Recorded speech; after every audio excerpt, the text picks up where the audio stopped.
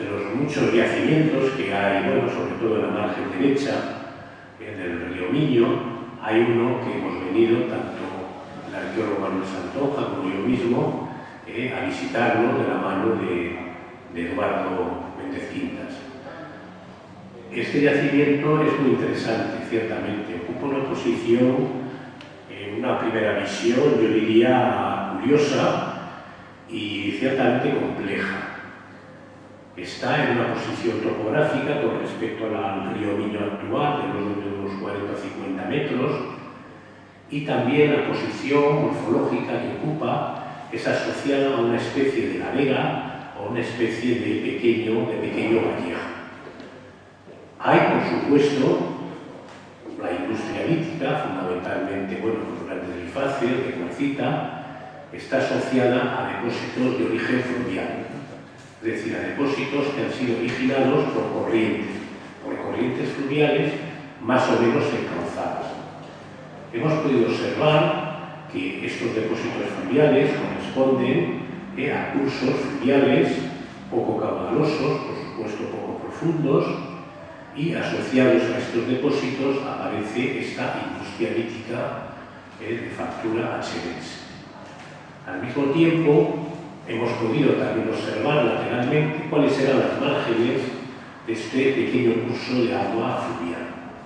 También hemos podido comprender, es un dato yo creo interesante, que la energía no era grande, no era una energía fuerte, sin embargo era una energía suficiente capaz de producir pequeños remolinos que han erosionado los techos de determinadas capas estratigráficas del yacimiento, dando lugar a unas morfologías definidas, no muy grandes, que técnicamente se les denominan marmitas. Pues bien, con todo este conjunto de datos, la primera impresión, y yo creo que es importante resaltar, que este yacimiento, muy ciertamente, está en un contexto estratigráfico. En un contexto estratigráfico claro, que cuando haya una excavación mayor nos va a permitir, sin duda, comprender perfectamente el por qué este yacimiento existe en este punto de la villa. Eso, sin duda, es un factor, una cosa muy interesante, porque en muchas otras ocasiones los yacimientos no son fáciles de enmarcarlos o de contextualizarlos en su propio ambiente.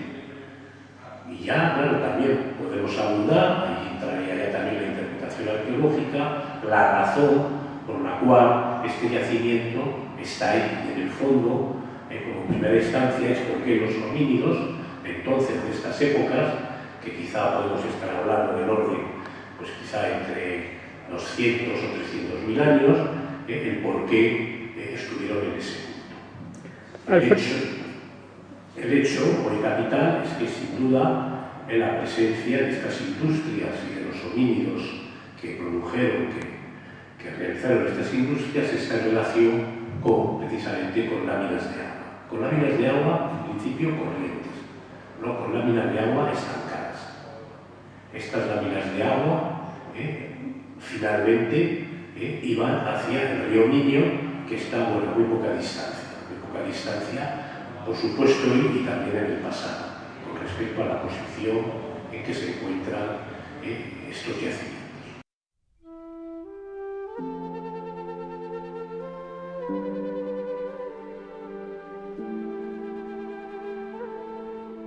Bueno, vamos a ver. El paisaje no podría ser exactamente el mismo, porque dada la antigüedad del yacimiento, el río Miño se encontraba en posición topográfica más alta que la actual. El río Miño en los últimos 200-300.000 años ha incidido una serie de metros en el sustrato del basamento rocoso, que podrían ser del orden quizá de los 15 o 20 metros. Por lo tanto, la fisiografía o la fisionomía del terreno habría que pensarla, no existiría lo que hoy sería el valle más reciente del río Miño. El río Miño se encontraría 20 o 30 metros por encima, mucho más próximo y asociado a la posición que tiene ahora el yacimiento. Otra cosa que es lo que ocurre con la vegetación, porque el paisaje también está formado por el roquero, por las rocas, por los depósitos depósitos y por supuesto también con la vegetación. Yo de momento no sé si hay datos, pero yo no los tengo. Es decir, habrá que esperar a finalizar las excavaciones, quizá también ver si somos capaces de obtener pequeñas muestras del terreno para que se hagan los análisis de palidología del polen que contiene ese terreno, que nos permita dar las asociaciones florísticas que en este momento existían en la zona. Con eso, más con los aspectos geomorfológicos, de posición y con los aspectos, digamos, dinámicos de formación del yacimiento, quizá podamos inferir y podamos cerrar un poco los aspectos paisajísticos en sentido amplio. Si se encontrara fauna, pues sería muy interesante. En ese momento podríamos completar mucho más lo que serían los aspectos climáticos y paisajísticos del entorno en que esos homínidos fabricaron esas imágenes.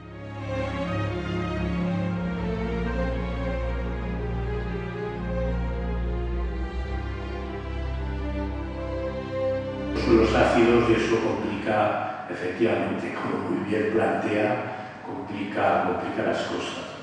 La experiencia que tenemos en un yacimiento próximo, aguas arriba de Portomayor, con respecto concretamente a la palinología, pues es verdad, no es muy positiva. Pero bueno, siempre es cuestión quizá de hacer mayores concentraciones con más cantidad de sedimento para obtener algo que pudiera ser representativo, aunque no fuera una representación excesivamente profunda de lo que es, pero algo podríamos, espero, poder.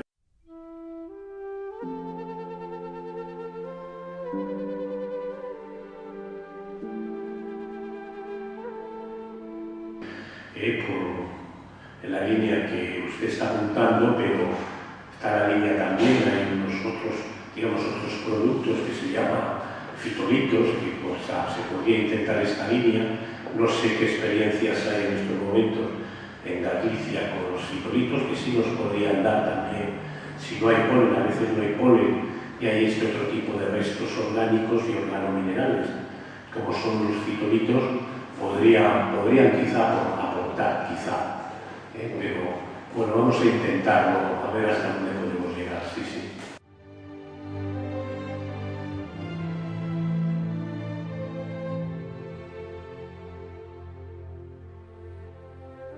Bueno, es un trabajo primero de campo, es decir, lo primero que tenemos que resolver son la estratigrafía y se llama también la sedimentología del yacimiento para comprender el medio sedimentario en que se ha formado este yacimiento.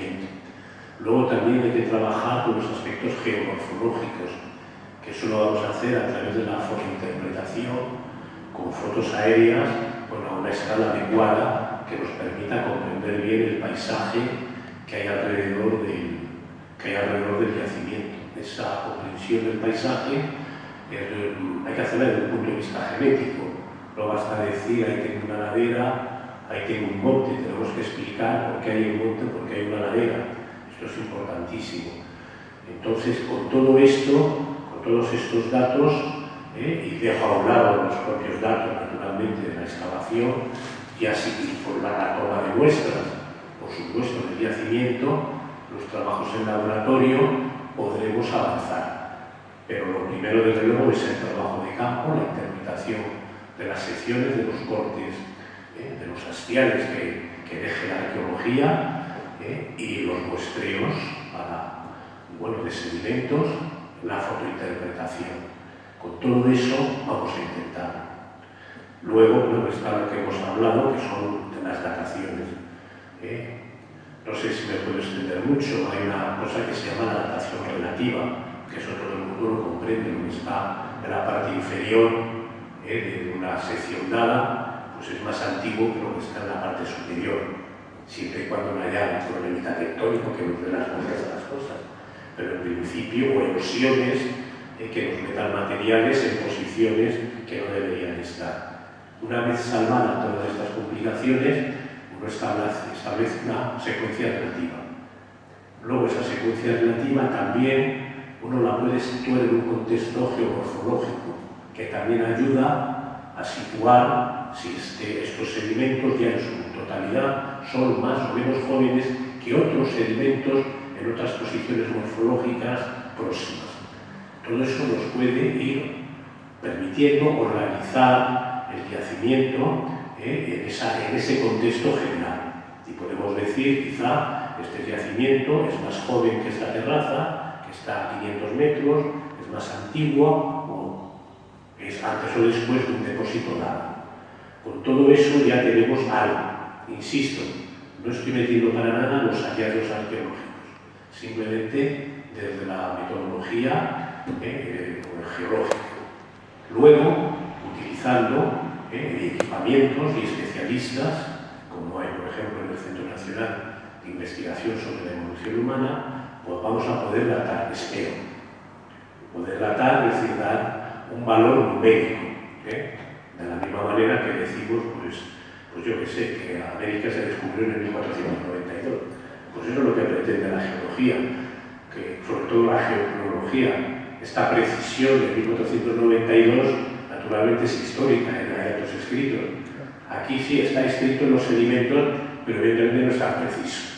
No vamos a poder decir 210.000. Sí, lo van a decir, pero siempre va a haber unos más menos. 210.000 más menos 15.000 o 20.000. Ya va a depender un poco de las condiciones del sedimento y de la tecnología que se utilice.